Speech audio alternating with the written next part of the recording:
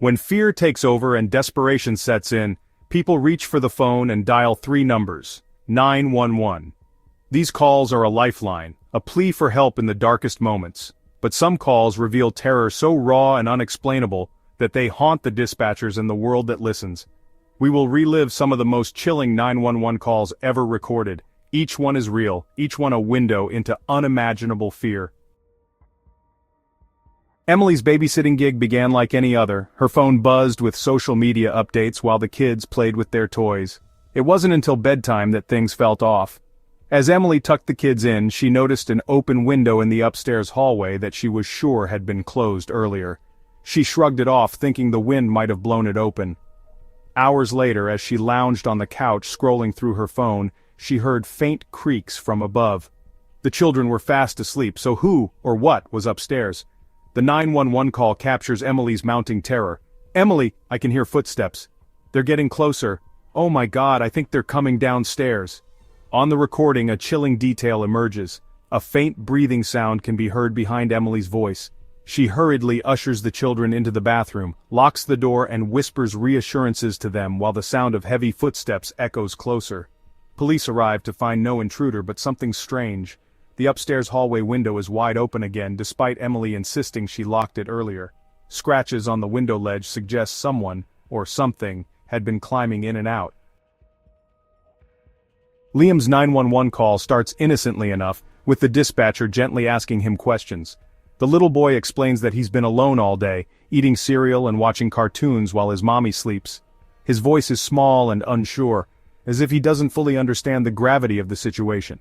When the dispatcher asks him to check on his mom, you can hear the sound of him shuffling through the house, his tiny footsteps echoing in the eerie silence. Suddenly, his tone shifts. "Liam, wait, someone's outside. I think they're knocking on the window." The dispatcher tries to calm Liam and asks him to stay on the line, but the call abruptly ends with a loud thud and static. Police rush to the scene and find Liam unharmed but cowering in a closet. His mother is discovered in the living room having passed away from an apparent overdose. But the unsettling twist? Neighbors reported seeing a figure standing outside the house earlier that day, someone tall, wearing dark clothing, who vanished into the woods when approached. The knocking remains unexplained. This call begins as routine for the night shift dispatcher, a seemingly empty line with faint breathing in the background. The dispatcher tries repeatedly to get a response. "Dispatcher, hello, this is 911. Is someone there? Do you need help?" But the breathing continues, growing louder before the call disconnects. When traced, the call is linked to an address in a small, isolated town. Officers sent to investigate find an abandoned house that appears untouched for decades. Inside, there's dust-coated furniture, a broken rotary phone, and eerie signs of a hasty departure. Plates with food still on the table, a child's doll lying in the hallway. Digging deeper, police uncover a disturbing history. The house belonged to a family of 4 who vanished in the 1980s. Locals tell stories of ghostly lights seen in the windows and phantom voices heard at night. The most chilling detail? Upon reviewing the 911 call, audio technicians discover faint whispers in the background saying, "Help us." Lisa's call starts with her breathless voice breaking through static. She explains that her car slid off a bridge and is sinking into a frigid lake. Through the audio, you can hear the faint sound of water rushing in. The dispatcher desperately tries to keep her calm, instructing her to unbuckle her seatbelt and break a window. Lisa's trembling voice responds, "Lisa, I tried. But it won't budge. The water's freezing. I can't feel my hands anymore." The dispatcher hears Lisa begin to pray softly, her voice shaking as the water rises. As the call continues, her tone shifts from panic to resignation. "Lisa, please tell my family I love them. I'm so sorry. I don't want to go like this." Police and rescue teams arrive at the lake within 10 minutes, but visibility is poor due to icy fog. Hours later, Lisa's car is found submerged. The haunting detail? Her footprints are discovered leading from the car to the shoreline where she collapsed from hypothermia. Clutched in her frozen hand is a locket with a photo of her family. John's call is frantic and chaotic, his voice trembling as he whispers, "John!" I can hear them downstairs. They're moving closer. Please hurry. He describes hearing heavy footsteps and seeing shadows moving under the door. The dispatcher advises him to stay hidden and keep quiet. But then there's a loud crash and John screams, "John, they're breaking in! They're coming up the stairs!" The line goes dead. Police arrive to find John's house eerily silent. The doors are locked and nothing seems out of place, until they notice scratches on the inside of the front door, as if someone had been clawing to get out. John's wallet, keys, and phone are left on the kitchen table, and his car remains parked in the driveway. Neighbors report seeing strange lights hovering near the house the night before, and one even mentions hearing muffled cries.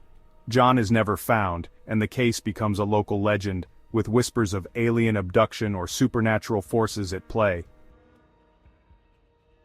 The call comes from a young woman named Sarah, who had just moved into an old apartment in a historic building. Late one night she dials 911 in a hushed, panicked tone. "Sarah, I can hear someone whispering in my bedroom, but I live alone."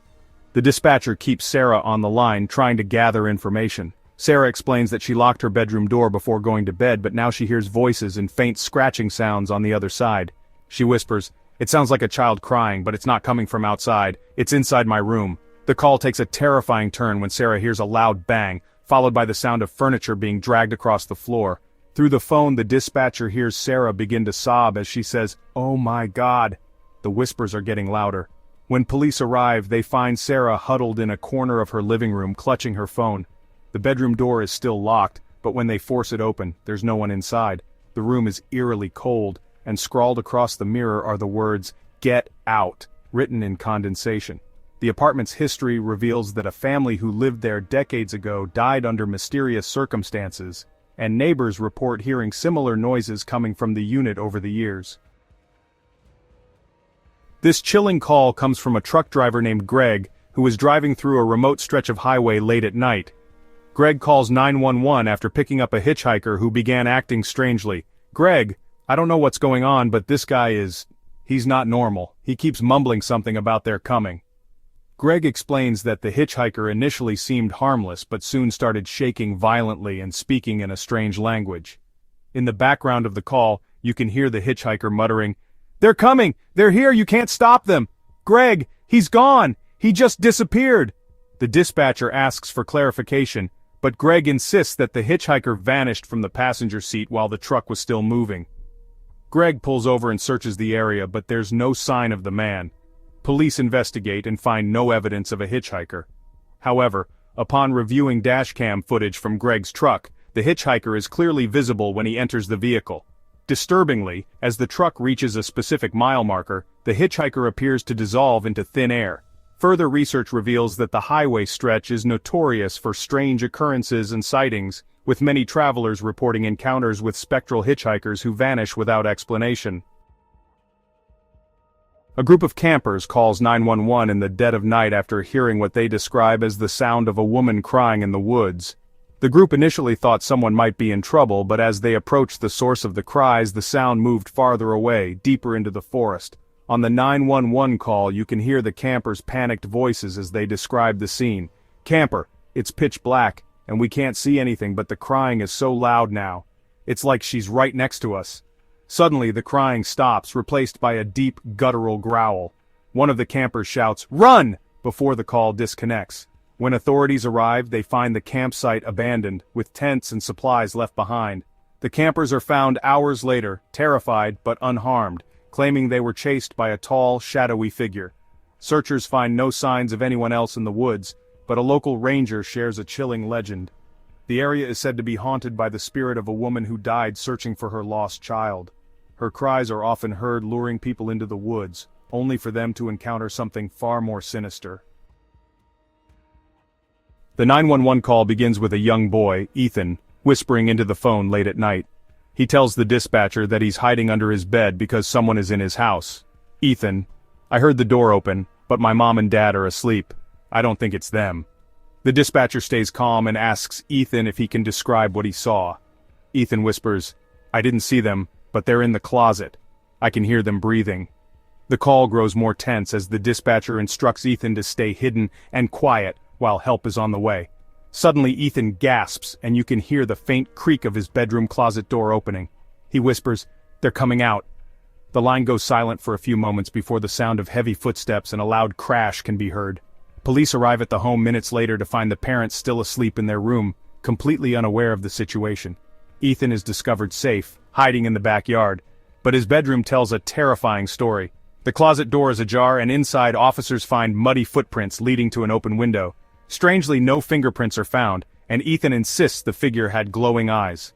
Further investigation reveals that other families in the neighborhood reported hearing strange noises at night and finding muddy footprints outside their children's windows.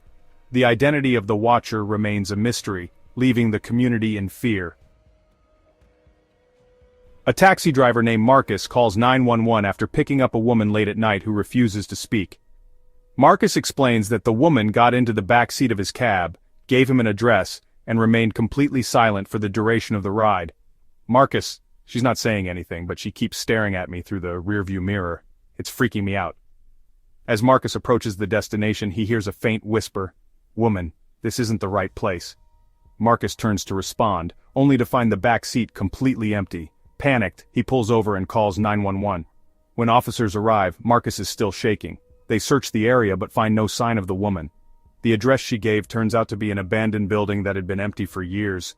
What's more chilling is that the building is tied to the tragic death of a woman decades earlier, who had hailed a cab but never arrived at her destination. Locals believe her spirit still roams, reliving her final ride. If these chilling 911 calls left you unsettled, imagine hearing the true stories that inspired some of the most terrifying events of the past year. Don't miss these tales of fear and the unknown. I'll see you there, if you dare.